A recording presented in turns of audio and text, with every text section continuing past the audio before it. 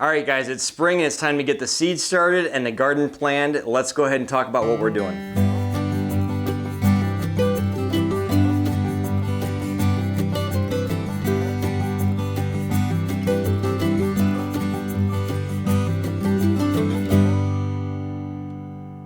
All right, so this year we've got a couple fun projects going on with microgreens and seed starting, but I wanted to cover how we're kind of making those things work together. So Julianne, can you tell us a little bit about the microgreens and what we're doing with that?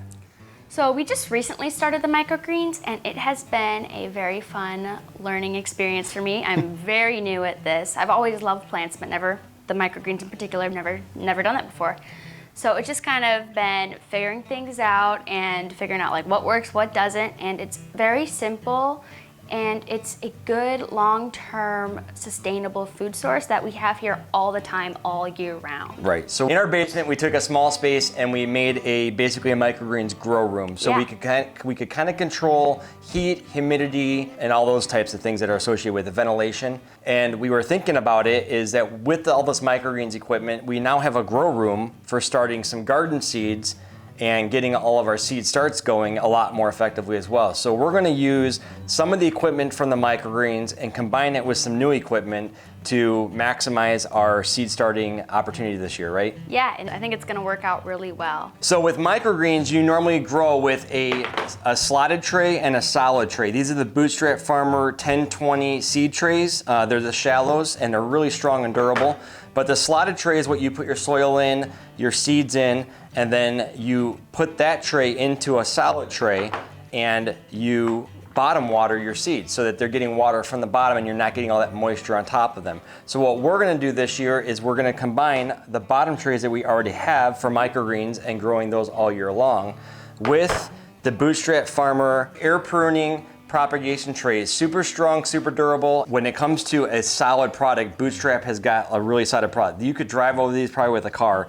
They're super solid, they're super strong. But the nice thing is that they're an air pruning tray.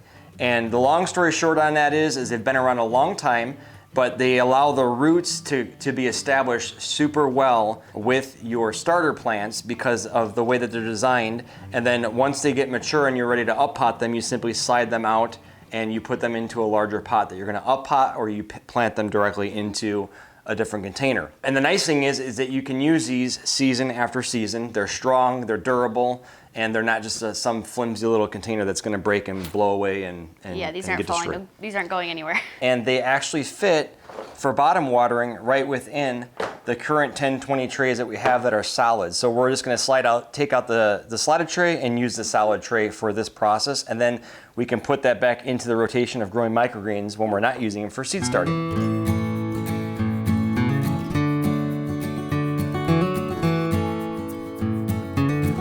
All right, so we're gonna mark these by rows. We're just taking masking tape and gonna put it along the side right here.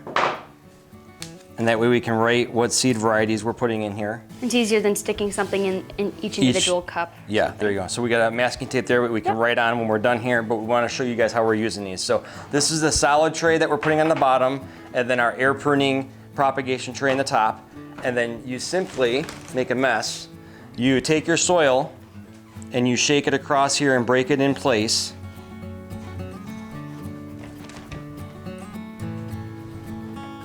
And then if you're doing a lot more of these, you could actually get like a big tub and make yourself an actual soil tub to set these directly into.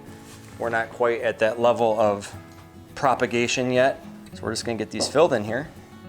And then we're going to do a same concept that you do with the microgreens, but you take the tray and you set it on top and you give it a press, and you actually use the tray itself to set the soil and make it compact. And then the nice thing is that you get yourself about your 1/2 inch depth for your seed to go into. And then you just take and cover this and give it one more press at the end, and you have your seeds in place here. So when you pick the whole thing out, you have the leftover soil that drops out of these holes, and you have your seeds in place here. So let's get some seeds set up here, and we'll start that up. All right, so in this set here, there's 72 cells that you get per tray. And so we're just gonna start off, 1, 2, 3, 4 of these or 6 of these, and we're gonna do some marigolds because we've learned that the marigolds help to keep what away? certain pests like mammals, like rabbits, deer, along with some insects that you don't want, like aphids and all those. Okay, so we're using those as some natural deterrents, right? Yes. So we're gonna start some marigolds here, and then we're gonna start some vegetable seeds as well. And these are We have 2 different just marigold varieties. mixes that you're using? Yeah, there are a couple different varieties because each different variety helps to get rid of certain creatures. So if you have a bunch of them, it helps to get rid of a broad spectrum of pests that you don't want. And these are heirloom seeds as well. These are heirloom. All right, so we got some tomato seeds we're gonna put down here. I know some people say put 2 seeds per hole. What's your thoughts on that, Jules? I usually do 2 to 3. Just because worst comes to worst, I have 2 plants in the cell and I separate them off. And I have more plants, which is never a bad thing. So what's our plans for the garden this year as compared to last year? What did we learn? More is not necessarily better when it comes to space. Okay. You can definitely manage a smaller area better, like a smaller, more densely planted area, a lot better than a large, very spread out planted area. For the sake of weeds and just overall maintenance, it works really well to keep it all very condensed and in their own areas.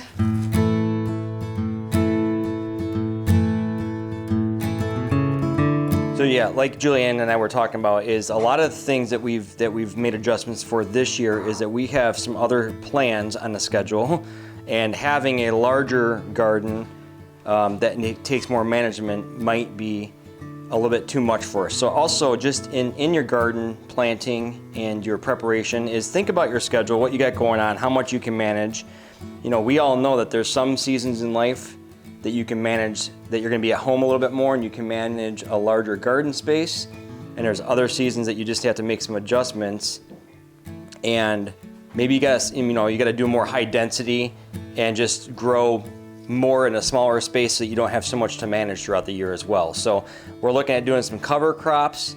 You know, you can kind of look at your gardening system too as, you know, you give your different garden spaces a rest, kind of leave them fallow or put some cover crops in them to let them regenerate too on those years that you're a little bit busier and know that you're not gonna be as focused on your gardening adventures as well. So just all things to consider, you know, be flexible, look at your schedule, look at your space, and maximize what you're doing with what you've got.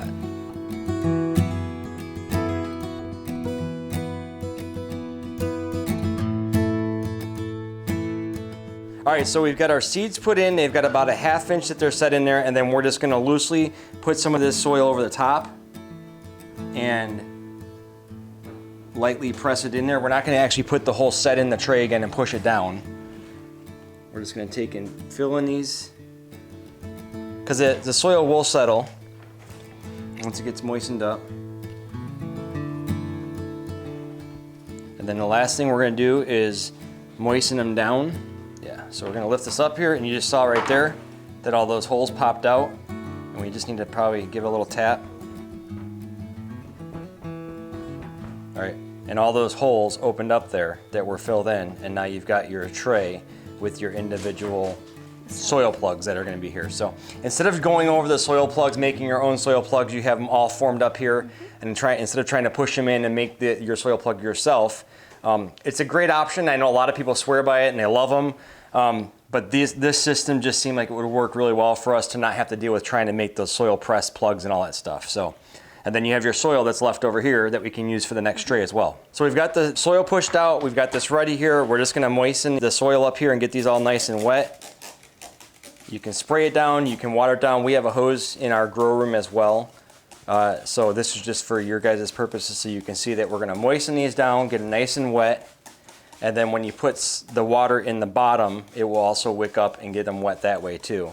And the bottom watering really does help to keep the mold and mildew and all the extra stuff that's not the plants that you want up here down. Right, so what we like to do is we've learned a couple things from the microgreens and from starting seeds that really does help is you can get those domes that they make that are like the humidity domes, or you can just take an extra tray that you've got, one of the solid trays, and put it over the top. And now this is what you would call a blackout period or a germination period. Mm-hmm. And it keeps some of that humidity in with the actual seed there. and it causes it to go through that blackout period. And that seed to soil contact is already there because we've put some soil on the bottom of the seed, and then actually covered on top of it as well. So that's already working for us there. And now we're just locking some of that humidity in. So we'll let this stay on until we start to see the germination take place and the plants start to kind of coil over. And then once that happens, you can then open it up and expose it to your grow lights or your window light, wherever your plants are set up at. Yes. Like I said, the only thing we have to do here is we have to put some water in the bottom, and it's just a shallow waterer, and that will wick up. And then you just simply, when you're watering it, you just simply lift up an end and fill it up with your water fill bucket right here, and then you have water in there all the time.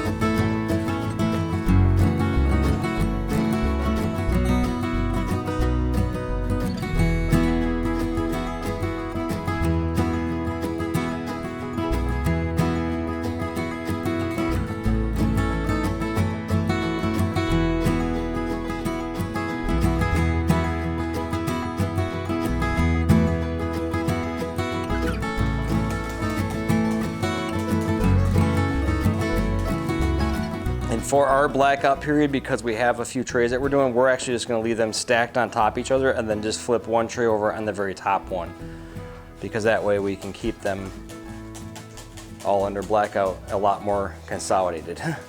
Take up less space.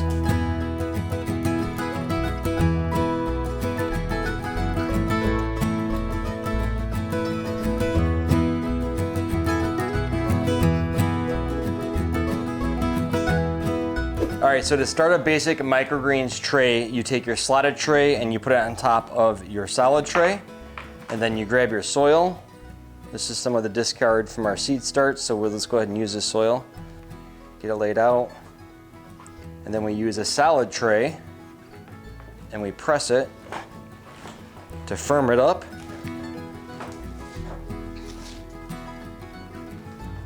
And then you have your soil bed is ready then for your seeds to go into.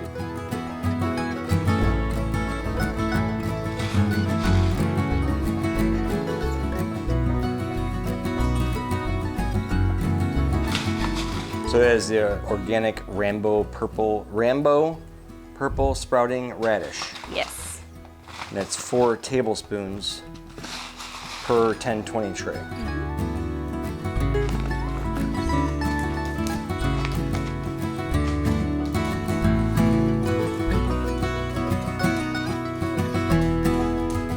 All right, so then we just take these, stack them up, and then we're gonna put our multiple tray stack on top of, with a weight on top. We use a paver block and keep it weighted down while it's germinating. All right, awesome. All right, so we're down here in the seed starting / microgreen grow room that we set up for right now. We've got our microgreens growing back here. We got our LED light set up, and then we've got our seed starts here that we're using with those propagation trays. So we're gonna go ahead and keep these under weight. We're gonna get some water onto them and then get them germinating. And then we've also got our microgreens grow trays that we're using here to grow out some of our great microgreens. So we got broccoli over here. Yeah, we have broccoli, we peas, have pea, we and have then- sunflowers. And salad mix. Salad mix, kohlrabi, Kohlrabi. and then more salad mix that's Under the weight currently right there. So germinating. this is a good example of that weight that we were talking about using to with the microgreens earlier, Marie. This is the weight that we use to keep them pressed down and getting that blackout period and that germination going. Blasting in. And then these, I'll organize a spot up here for them.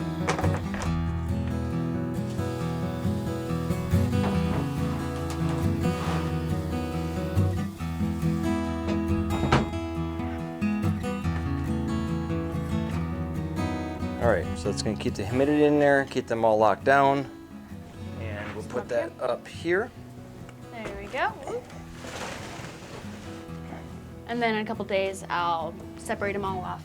Yep, well, after they start to germinate, we'll separate them off and we'll start watering them from the bottom. And then these guys, I'm gonna go ahead and transfer here. You know, just put them underneath that one? I have a, what? I already have a spot set aside for it. I like to label where things are so I don't get anything messed up. Yes, keep it all organized. For the most part. There we go. All right, so we got our garden seeds started for going up there for our starts, and we got some microgreens going, and we're maximizing the use of this small, it's about 10 by 12 space that we're using. We can keep the heat regulated in here. We got some moisture regulation. We've got fan. Exhaust and fan hook up here to keep airflow going, and it just works out well. Comment below to let us know what kind of plants you're starting this spring, and let us know what you like growing as well.